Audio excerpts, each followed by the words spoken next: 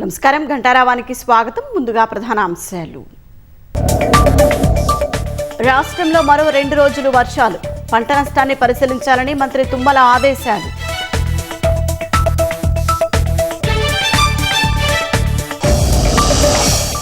కామారెడ్డి జిల్లాలో భూగర్భ జలాలు అడుగంటి ప్రజల అవస్థలు, నీటి సమస్యను పరిష్కరించాలని వేడుకుంటున్న స్థానికులు.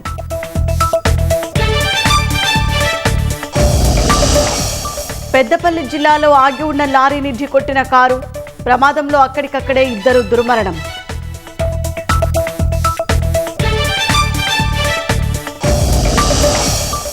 వక్ఫ్ సవరణ చట్టంతో హక్కులకు భద్రత ఏర్పడుతుందన్న మోదీ, బిల్లు ఆమోదం పొందడం చరిత్రాత్మక మలుపుగా ప్రధాని అభివర్ణన.